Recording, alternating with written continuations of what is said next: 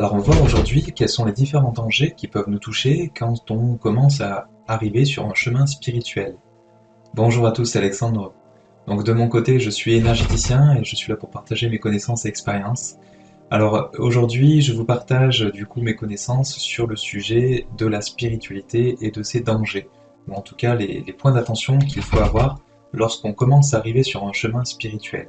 Alors vous avez peut-être connu dans votre entourage des personnes qui sont impactées par ce phénomène. Alors on a tendance à voir la paille dans l'œil du voisin, mais on ne la voit pas dans notre propre œil. Beaucoup de personnes qui sont dans la spiritualité ne se rendent pas compte qu'elles courent des dangers ou qu'elles ont emprunté des chemins qui sont dangereux. Donc c'est pour ça que je suis aujourd'hui ici pour vous présenter justement ces dangers et pour que les personnes qui sont potentiellement engagées sur un chemin qui peut être dangereux puissent éventuellement s'en rendre compte. Alors pour débuter, lorsqu'on va commencer un chemin spirituel, qu'on va être appelé à essayer d'évoluer sur ce chemin, eh bien on va être influencé par des personnes qui disent tout savoir, connaître la vérité, enfin, la vérité, et qui vont attirer dans leur filet petit à petit des personnes qui commencent un chemin spirituel, tout simplement qui sont dans un deuil ou une forme de souffrance. Alors, c'est ce qu'on appelle parfois aussi des sectes, hein, c'est-à-dire quand c'est des groupes.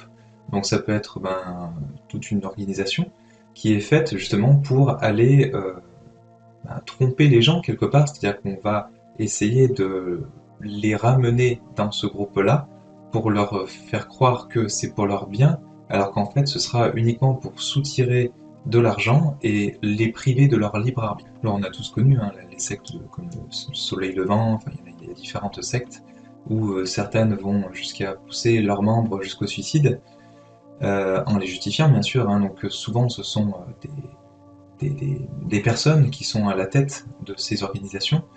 Donc des fois on les appelle des gourous, mais c'est pas forcément le bon terme, c'est un terme qui est emprunté à des choses qui sont beaucoup plus pures et qui viennent d'Asie.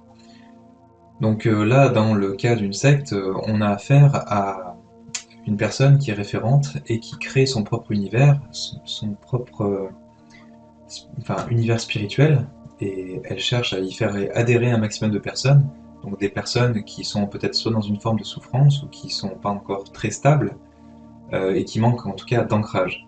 Donc ces personnes-là, eh bien, elles les récupèrent à des fins financières, hein, où en fait vous allez voir que ce sont des personnes qui vont vous demander toujours plus, donc non seulement financièrement, mais en plus il va falloir que vous alliez eh bien, ramener d'autres personnes au sein de cette organisation pour que cette organisation gagne toujours plus d'argent.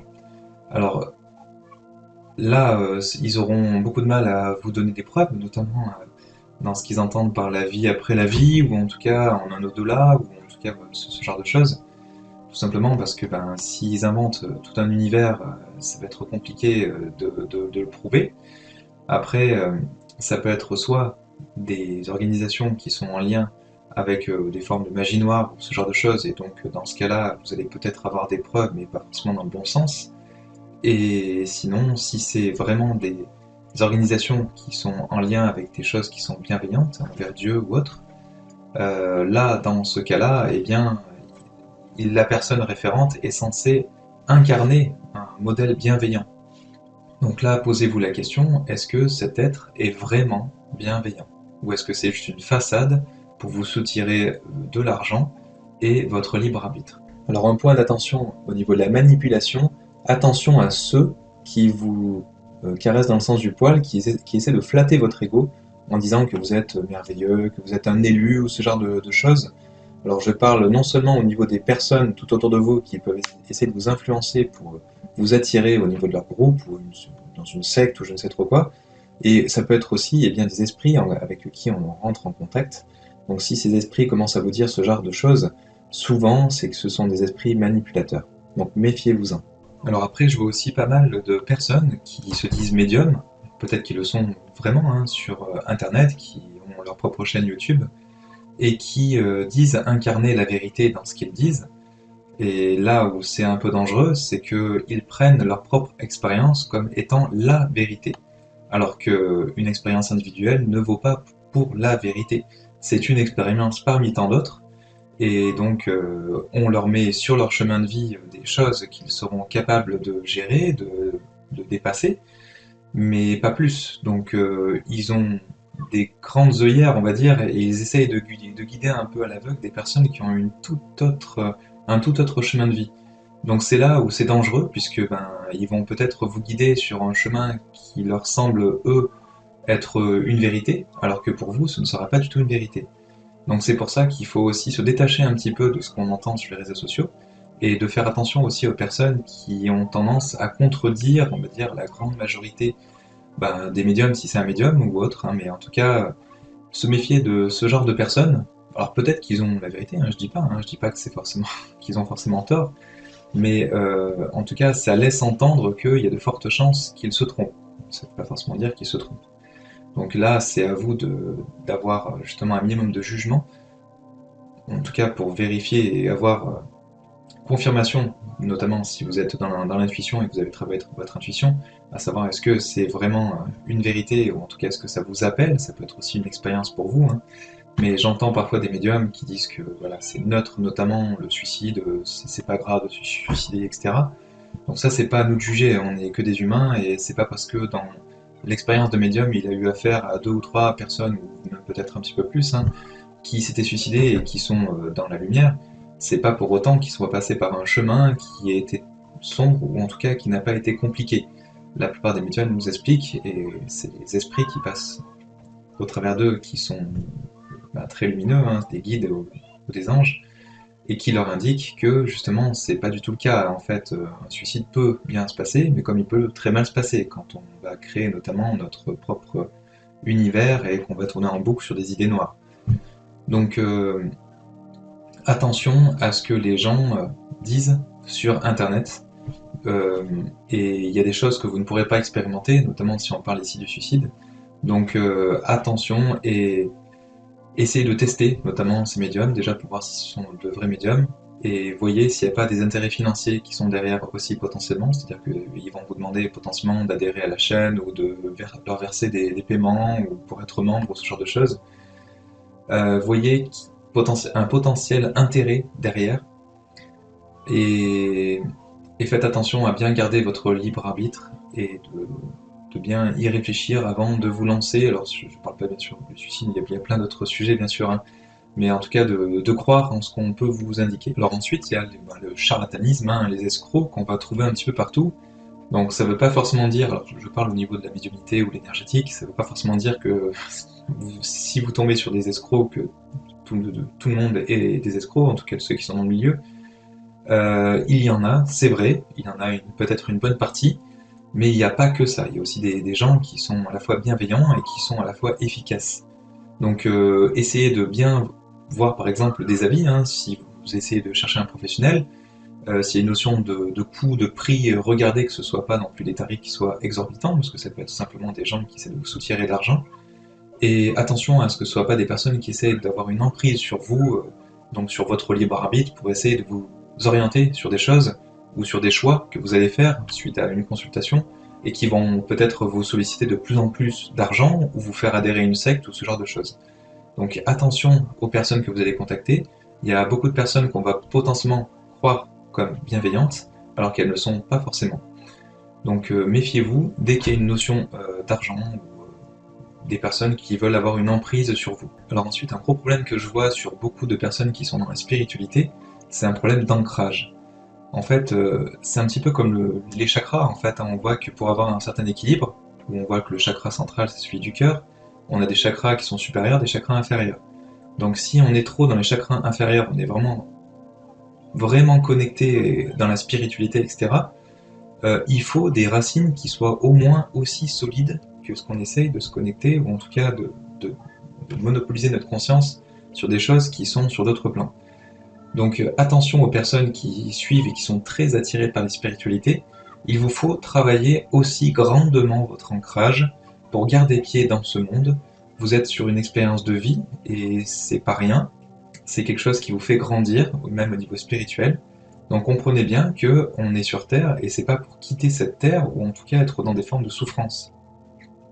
Si vous commencez à perdre pied dans ce monde parce que vous êtes trop dans la spiritualité, c'est que vous avez loupé quelque chose. Il faut prendre du temps pour vous, pour justement récupérer des énergies de Gaïa, hein, ce qu'on appelle l'ancrage, et avoir aussi un ancrage dans ce monde, c'est-à-dire avoir sa place au niveau financier, enfin il faut que vous ayez vraiment ce qu'il faut pour vivre à peu près confortablement, pour ensuite pouvoir aller dans la spiritualité. On n'est pas non plus dans un pays qui est pauvre, où en fait on n'a pas trop le choix de vivre une pauvreté, on a la possibilité, je dis pas que c'est facile, mais d'accéder à du travail plus ou moins bien payé, dans certaines difficultés, etc. Et c'est pas forcément simple, je dis pas, mais en tout cas, il y a possibilité, avec des efforts, de gagner de l'argent, d'avoir une certaine stabilité. Après, on n'est pas obligé non plus de vivre à Paris ou dans des grandes villes qui coûtent très cher, hein. On peut aussi habiter un peu plus en banlieue ou alors en province, où ça va coûter peut-être un petit peu moins cher.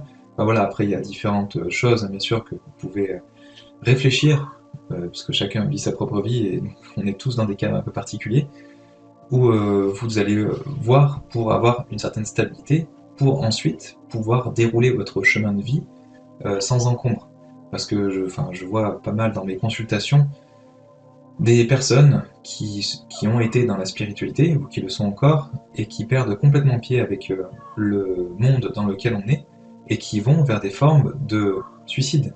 Alors c'est pas un suicide, on va s'ouvrir les veines, ça peut, hein, mais ça va être par exemple, on se laisse mourir, où on se laisse aller, sur tout plan, hein, ça peut être financier mais pas que, parce que, eh bien, on se dit qu'il y a un monde meilleur qui nous attend, si on meurt, c'est pas grave, etc., etc.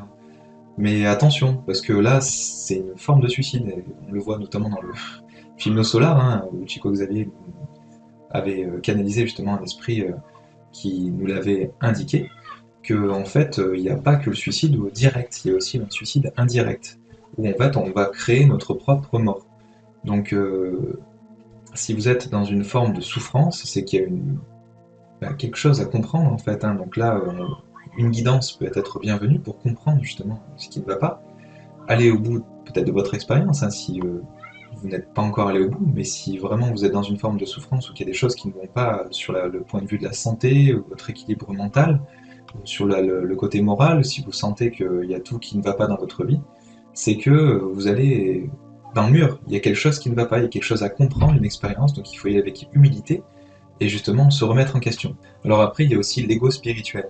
Alors l'ego spirituel, ça va être justement le fait de penser qu'on a fait le tour du sujet de la spiritualité et croire que notre chemin est terminé, qu'on ne peut plus évoluer, qu'on est déjà au maximum. Rien que le fait de penser ça, c'est un manque d'humilité qui nous fait comprendre, en tout cas qui nous donne un certain indice, comme quoi justement on a encore du chemin spirituel à accomplir. Tant qu'on est en vie, c'est qu'on a des choses à expérimenter et à éprouver pour qu'on puisse justement en grandir. Donc si vous êtes sur Terre, il y a encore à travailler et notre ego spirituel a tendance à nous voiler la face et à nous faire croire que on est parfait ou en tout cas qu'on n'a plus rien à travailler, alors que la plupart d'entre nous avons encore beaucoup à travailler justement. Donc ça peut être un piège et qui peut nous bloquer aussi dans notre niveau de compréhension, puisque justement on ne va plus se remettre en question en pensant qu'on a fait le tour du sujet, qu'on a tout compris. Mais c'est pas parce qu'on a tout compris qu'on a tout mis en œuvre et qu'on est capable de le mettre en œuvre sur la durée et même au quotidien. Donc c'est là où il y a vraiment un gros travail de fond à faire et sur la durée. Donc il faut essayer de s'en libérer, de prendre conscience qu'on est dans un ego spirituel, parce que ça arrive très fréquemment, surtout quand on arrive dans la spiritualité, et avec humilité, se dire qu'on a encore du chemin et ne pas se verrouiller certaines choses. Le fait de se dire qu'on a un ego spirituel, qu'on a personne à rien à nous apprendre, etc., on va se couper de l'aide extérieure. Ça peut être des guides, ça peut être des personnes, des médiums hein, qui canalisent des guides, ou des personnes qui sont bienveillantes et qui vont essayer de vous tendre la main. Eh bien vous allez la refuser, tout simplement parce que vous êtes tellement certain de vous et vous êtes dans votre propre réalité que ce qu'on va vouloir vous apporter, pour vous, ça n'a pas de sens, ou en tout cas, c'est faux. Donc après, dans les pièges, il y a aussi le fait de croire en des choses sombres, par exemple comme en enfer, dans les démons, ce genre de choses, la magie noire ou autre. Alors je dis pas que ça n'existe pas du tout, mais en fait, souvent, c'est un petit peu amplifié, cette vision-là, enfin de ce qu'on nous en explique, hein. Et en fait, le fait de croire en ce genre de choses, ça va amener des peurs chez les gens, Et ces peurs vont ouvrir des portes justement vers des choses qui sont pas très nettes. C'est par exemple, si quelqu'un croit trop en l'enfer, en des démons qui peut se faire attaquer, etc., il va en avoir très peur.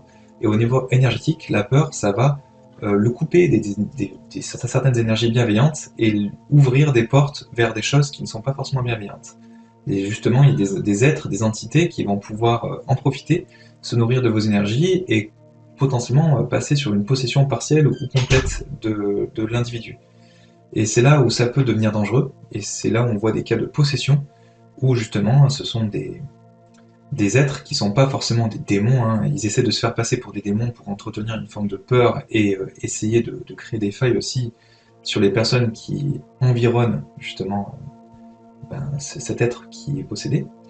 Alors dans les autres dangers, il y a pour les médiums, hein, ça ne concerne pas tout le monde, mais ceux qui ont une ouverture médiumnique et qui vont commencer à entendre des voix ou avoir des visions ou ce genre de choses, eh bien ça va être d'être manipulé par des esprits qui sont pas bienveillants. Alors ça c'est souvent des esprits qui sont dans des basses vibrations, des basses fréquences, qui ont encore beaucoup à apprendre, mais qui sont pas loin en tout cas des fréquences de nos corps physiques, hein, et qui peuvent justement interférer avec nos corps physiques. Alors c'est pas forcément sur le côté physique, mais sur le côté énergétique, mais en tout cas ils peuvent y interférer, nous parler en direct sans passer par nos oreilles, ce genre de choses. Donc là, attention, parce que les médiums peuvent avoir affaire à des êtres, mais qui ne sont pas bienveillants. Donc ils peuvent se faire manipuler, et ils peuvent aussi dire des choses qui sont erronées. Tout simplement parce qu'il y a un être qui se joue d'eux, et qui essaie de faire croire tout un univers. Et attention, si cet être ne paraît pas bienveillant, donc il y a un test qui peut être fait, mais il y en a plein d'autres, hein. Ça peut être lui envoyer beaucoup d'amour, c'est-à-dire simplement comme le prier, le remercier, le gratifier, et puis lui envoyer un maximum d'amour en priant pour lui, ou ce genre de choses. Ou ça peut être user un petit peu sa patience. En fait, vous allez lui poser plusieurs fois la même question, et dans une discussion, et à chaque fois vous allez changer un petit peu de sujet, puis vous allez revenir, vous allez reposer la même question, vous allez le faire ça 5-6 fois, et normalement, en fait, si c'est un être qui est dans de basses vibrations et qui communique avec vous, et bien vous allez voir que, au bout d'un moment, il va s'énerver. Alors que si vous êtes connecté vraiment avec un être qui est dans des très hautes vibrations, ce qu'on appelle un ange, un guide, etc., et bien là, non, il va répéter systématiquement, il n'y aura aucun problème. Alors après, on peut avoir envie d'expérimenter dans des domaines qu'on ne maîtrise pas, qu'on ne connaît pas. Comme par exemple des enfants qui veulent jouer à la Ouija ou qui ont envie de faire des séances de spiritisme. Ça peut être aussi des personnes qui ont envie de jouer avec des outils de divination pour voir comment ça marche, si ça marche, sans aucune protection et sans aucune connaissance.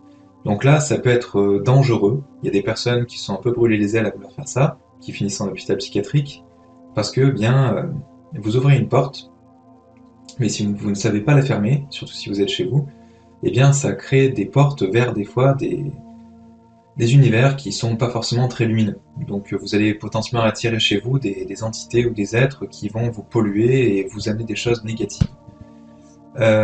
Et sinon, ça peut être aussi le fait de vous faire manipuler par un esprit qui est là pour vous amuser, pour s'amuser de vous plutôt. Et donc pour lui c'est un jeu, mais du coup il peut vous rendre dépendant, notamment s'il se fait passer pour des êtres défunts ou des personnes avec qui vous essayez de rentrer en contact. Eh bien il va s'amuser de vous et vous allez être dans une forme de dépendance par rapport à ça. C'était un des pièges dans lequel était tombé Victor Hugo notamment, en voulant prendre contact à tout prix avec sa fille qui était décédée.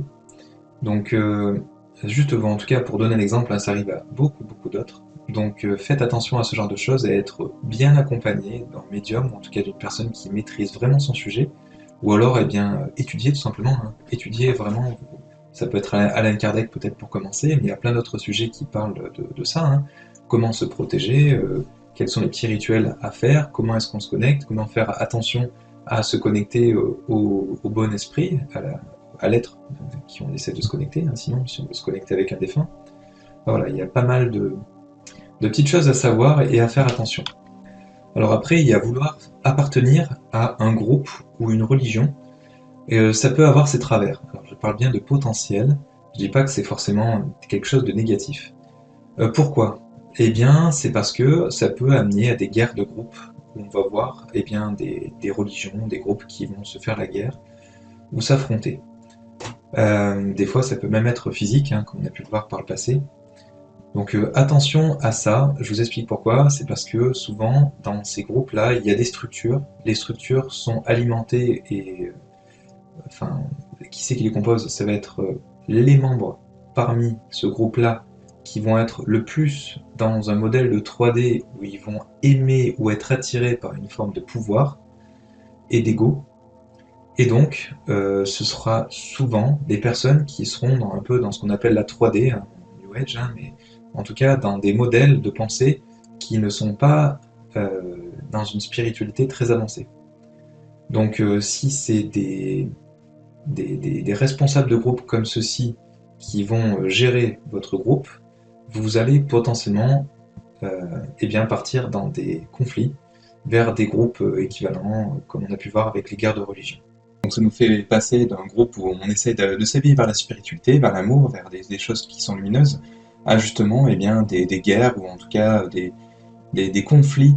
Ça peut être même des débats d'idées hein, qui peuvent être un petit peu houleux, donc c'est pour ça qu'il faut se méfier de ce modèle qui peut devenir facilement 3D et donc se couper des énergies qui peuvent vous ramener vers le bas. Alors après, il y a aussi un phénomène d'addiction envers la médiumnité. C'est-à-dire que quand on est endeuillé, qu'on est dans des formes de souffrance, et qu'on se rend compte que en passant par un médium, on arrive à avoir des messages qui sont complètement cohérents et qui ressemblent très fortement à un défunt, quelqu'un qu'on a perdu, et cette séparation nous fait grandement souffrir. Je pense notamment à des mamans qui ont perdu leurs enfants ou ce genre de choses, donc ça c'est bien sûr il y a une douleur qui est très très forte. Eh bien, il peut y avoir une forme d'addiction où en fait, eh bien, régulièrement, alors c'est l'exemple de la maman hein, qui va prendre rendez-vous toutes les semaines avec un médium pour reprendre contact avec cet enfant qui est disparu et pour garder un certain lien. Alors bien sûr, il n'y a pas de jugement par rapport à ça, mais c'est pas quelque chose qui est conseillé, c'est-à-dire ce type d'addiction. Normalement, un bon médium va vous demander eh bien, d'espacer plus grandement vos contacts, tout simplement parce que l'âme, une fois qu'elle est passée de l'autre côté, eh bien, elle a son chemin, et donc il faut la laisser aussi tranquille, la laisser vivre sa vie.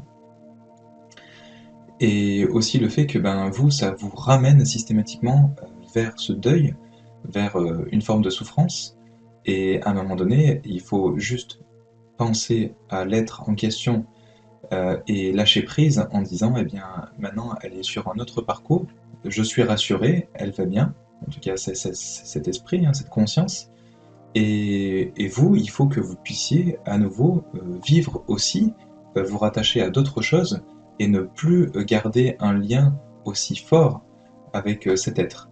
Alors peut-être qu'au début c'est un petit peu compliqué, mais en tout cas il faut essayer de tendre vers ça, c'est-à-dire de lâcher de plus en plus prise et de faire en sorte d'avoir un rendez-vous médiumnique. Hein. Conservez-le si vous en avez besoin, il n'y a pas de problème. Hein.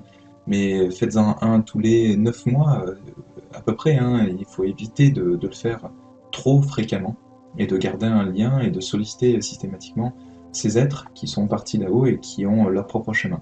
Donc ça vous relie aussi une certaine forme d'ancrage, c'est-à-dire que vous avez votre propre vie, vos propres expériences à faire sur Terre, et si l'être n'est plus là sur Terre avec vous, c'est qu'il y a ce chemin qui n'est plus à faire avec cet être, ou alors le faire vraiment de manière lointaine. Hein. Vous l'avez toujours dans votre cœur, ce lien. Quand vous pensez à cette personne, vous en rendez compte, hein. Vous avez votre cœur qui s'ouvre, et ça peut vous créer de la peine, comme vous pouvez aussi lui envoyer de l'amour. Mais essayez de vous dire que l'expérience est terminée, mais elle continuera plus tard. Quand vous aurez terminé votre expérience terrestre, vous rejoindrez ces êtres et vous pourrez les voir bien sûr régulièrement et tant que vous voulez. Alors parmi les autres points d'attention, il y a aussi le syndrome du sauveur, où en fait, lorsqu'on arrive dans un modèle de spiritualité, on pense connaître tout, ou en tout cas que notre modèle de spiritualité est le vrai, alors qu'on on est humain, hein, donc on a tous bien sûr un grand potentiel d'évolution, je m'inclus dedans bien sûr. Donc il faut comprendre aussi que eh bien, chacun a sa propre évolution et son chemin de vie. Donc le fait de vouloir influencer leur chemin de vie avec votre vision spirituelle va pouvoir potentiellement les couper de leur expérience. Donc il faut les respecter, on peut leur en parler et si on voit que ça résonne, c'est-à-dire qu'on est vraiment sur la même résonance quand on va discuter d'un sujet, et bien sûr, on peut aller un petit peu plus loin, voir les atomes crochus qu'on a avec ces personnes, il n'y a aucun problème. Par contre, vouloir absolument mettre du spirituel dans la vie de quelqu'un, c'est pas forcément une bonne chose. Il n'est pas forcément dans ce chemin de vie, tout simplement. Il a d'autres choses à expérimenter qui sont plus dans la matière et moins dans la spiritualité. Et c'est propre au premier chemin d'incarnation, donc ce genre d'expérience. Donc il faut laisser ces chemins d'expérience à chacun. Et je vois aussi des personnes, des fois en séance, hein, qui m'expliquent qu'ils se sacrifient au niveau spirituel pour aider des personnes de leur entourage. Parce qu'ils savent que c'est pas très lumineux ou que ils vont dans le mur ou ce genre de choses. Alors attention à ça, c'est que vous êtes en train de couper une expérience que cette personne était en train de faire, elle n'est pas allée au bout de son expérience, donc il va falloir qu'elle la refasse. Donc on va lui représenter cette expérience-là d'une autre manière pour qu'elle arrive jusqu'au bout de son expérience. Donc si vous interférez et que vous vous sacrifiez pour une raison X ou Y et que vous voulez absolument aider quelqu'un sur son chemin spirituel, ou en tout cas sur son chemin de vie, eh bien faites attention parce que vous allez peut-être le couper de son expérience, tout simplement. Donc le mieux c'est de donner quelques indications sur ce qu'il pourrait faire, pas forcément devrait faire, parce que chacun, enfin c'est un jugement, c'est de dire tu devrais faire ça, mais de dire par exemple, bah, moi je serais à ta place, j'aurais plutôt fait ça et ça et ça pour telle raison. On donne des arguments, après ça va cheminer dans sa tête et après il fera bien ce qu'il voudra.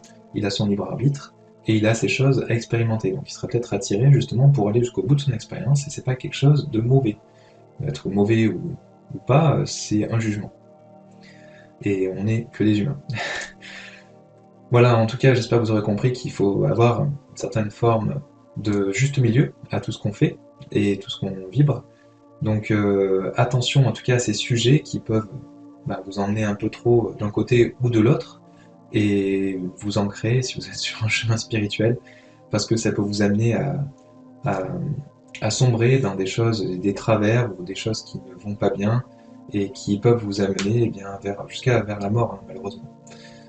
Donc si vraiment vous en êtes pas loin, bien sûr, on peut vous aider, hein, moi, certains groupes, certains médiums hein, qui peuvent vous aider soit bénévolement, soit il y en a certains aussi des professionnels. Hein, donc comme je vous disais, aussi, attention aussi à ce que vous disent les professionnels. Il y a beaucoup de personnes bienveillantes, mais il y en a aussi qui ne le sont pas.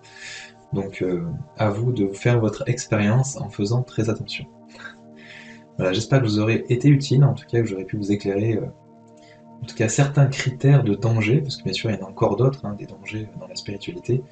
Donc après, chacun son expérience, et je vous laisserai compléter aussi dans les commentaires quels ont été les pièges pour vous dans votre chemin spirituel. Voilà, merci en tout cas, merci de nous laisser un pouce bleu si vous avez apprécié ce contenu, de le partager, de le diffuser justement pour essayer de protéger un maximum de personnes qui sont dans des débuts de chemin spirituel, ou peut-être même des personnes qui sont dans une forme de souffrance parce que justement ils sont tombés dans un de ces travers, hein, c'est très possible. Et vous abonner si vous voulez être informé de nos prochaines vidéos. Merci, à bientôt, au revoir.